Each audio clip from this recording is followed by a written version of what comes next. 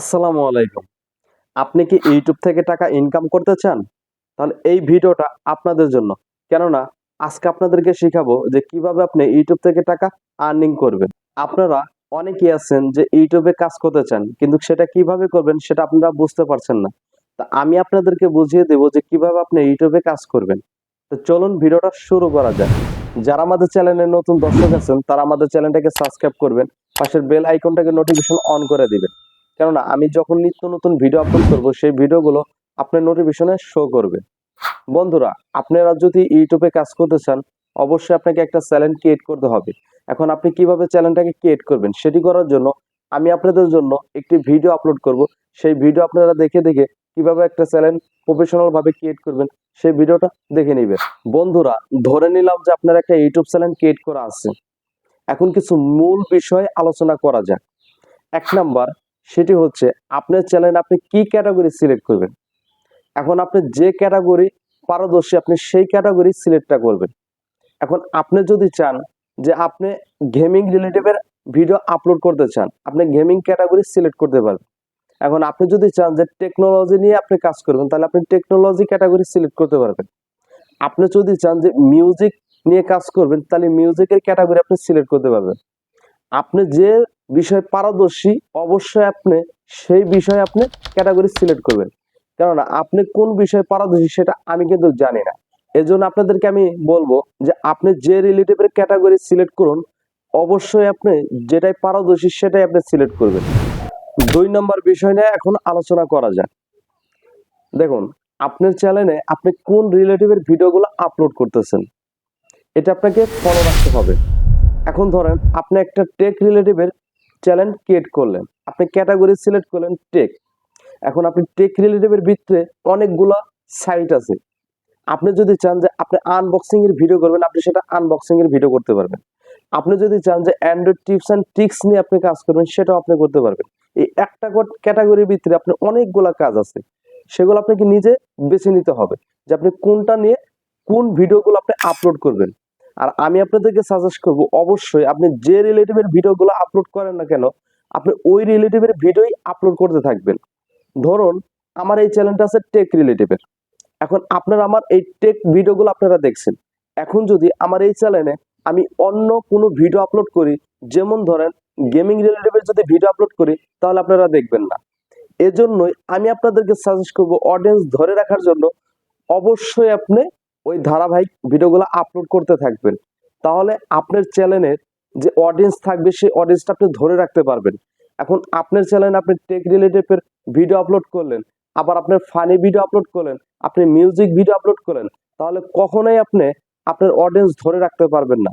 এজন্য আপনাদেরকে আমি সাজেস্ট করব যে রিলেটিভের ভিডিও নিয়ে আপনি কাজ করেন সেই রিলেটিভের ভিডিও নিয়ে আপনি কাজ করবেন। বন্ধুরা, এখন আমি 3 নম্বর বিষয় নিয়ে আলোচনা করব। আপনি একটা চ্যানেল ক্রিয়েট করেছেন, আপনি একটা ক্যাটাগরি সিলেক্ট করেছেন এবং কি আপনার এই চ্যানেলে আপনি ভিডিও আপলোড করতেছেন। এখন আপনি দর্শকদেরকে কি শিক্ষা দিচ্ছেন? অবশ্যই আপনার চ্যানেলে একটা দর্শক যখন আসবে এসে আপনার ভিডিওটা যখন দেখবে, আপনার ভিডিওর ভিতরে যদি কিছু শিক্ষণীয় জিনিস না থাকে তাহলে সে ভিডিওটা কন্টিনিউ করবে না। অবশ্যই আপনি অডিয়েন্সদেরকে অবশ্যই আপনি কিছু শেখাতে হবে। এখন আপনি যদি কিছু না শিখাতে পারেন কখন আপনি ইউটিউবে সাকসেস হতে পারবেন না। আপনাকে সাকসেস হতে গেলে অবশ্যই আপনাকে কিছু ডেভেলপ করতে হবে এবং কি আপনি নিত্য নতুন জিনিস আপনাকে আপডেট করতে হবে, নিত্য নতুন জিনিস আনতে হবে। এখন আপনি ধরেন আমার এই চ্যানেলে একটা ভিডিও আপলোড করা আছে, তাহলে আপনি এই নিউ ভিডিওটা আপনি দেখছেন।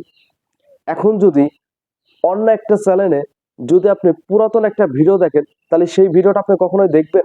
কখনোই দেখবেন না। এজন্যই আপনি নিত্য নতুন আপডেট আনার চেষ্টা করবেন। আপনি নতুন নতুন ভিডিও যদি আনতে পারেন তাহলে আপনি অডিয়েন্স আপনি ধরে রাখতে পারবেন। বন্ধুরা, এখন আপনাদের মাঝে আমি 4 নম্বর বিষয় শেয়ার করব। সেটি হচ্ছে আপনার চ্যানেলের টাইম মেনটেন। আপনাকে অবশ্যই টাইম মেনটেন করে চলতে হবে। আপনি ইউটিউবে কাজ করতে আসছেন, আপনি যদি টাইম মেনটেন করে যদি কাজ না করেন কখনো আপনি ইউটিউব থেকে সাকসেস হতে পারবেন না। টাইম মেনটেন হচ্ছে আপনি যে ভিডিওগুলো আপলোড করবেন সেই ভিডিওগুলো অবশ্যই আপনি টাইম টু টাইম আপলোড করবেন। কেননা আপনি যদি টাইম টু টাইম ছাড়া যদি আপলোড করেন তাহলে আপনি ওই ভিডিও থেকে কখনো ভিউজ আসবে না। এজন্য আপনাদেরকে আমি সাজেস্ট করব আপনি একটা টাইম সেট করবেন যে আপনি সারাদিনের ভিতরে আপনি কখন কখন ভিডিওটা আপলোড করতে যাচ্ছেন। আমি আপনাদেরকে সাজেস্ট করব, বড় বড় ইউটিউবাররা সবসময় সন্ধ্যা 7টা বাজে ভিডিও আপলোড করে থাকে। আপনি চাইলেও সন্ধ্যা 7টা বাজে ভিডিও আপলোড করতে পারেন। আরেকটা হচ্ছে শিডিউল। আপনি একটা শিডিউল করবেন যে আপনি কয়দিন পর পর আপনি একটা করে ভিডিও আপলোড করবেন। আমি আপনাদেরকে সাজেস্ট করব আপনি 2 দিন পর পর ভিডিও আপলোড করবেন। এখন ধরেন আপনি আজকে ভিডিও আপলোড করলেন, আবার 1 সপ্তাহ পরে যে একটা ভিডিও আপলোড করলেন, আবার যদি চান যে আপনি 1 মাস পরে একটা ভিডিও আপলোড করলেন, সেক্ষেত্রে আপনার যে ভিডিওর যে রিচটা থাকবে সেই রিচটা আপনি পাবেন না এবং কি আপনি ভিউজটা পাবেন না।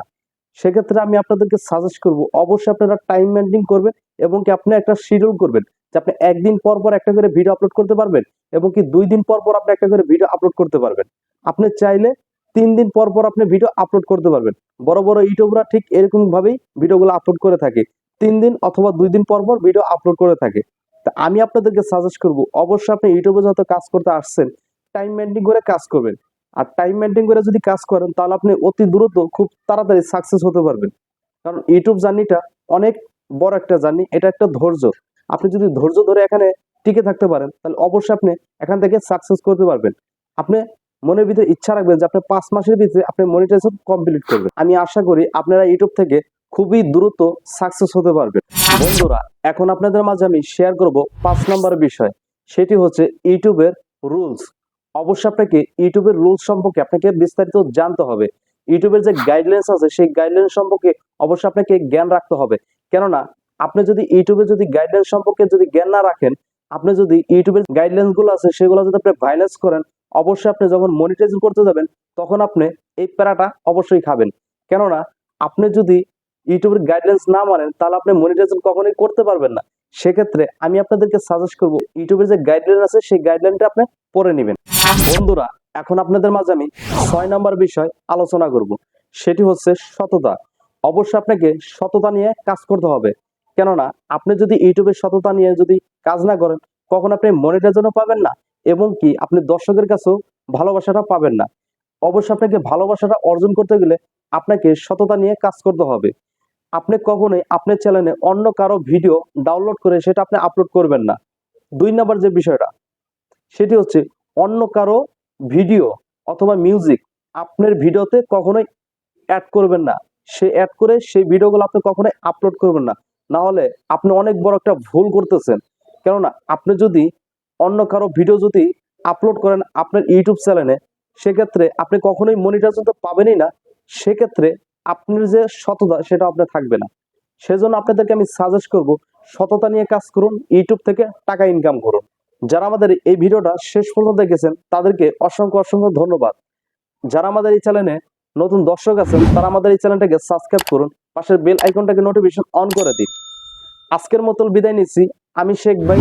পরবর্তী ভিডিওতে আবার দেখা হবে। আসসালামু আলাইকুম।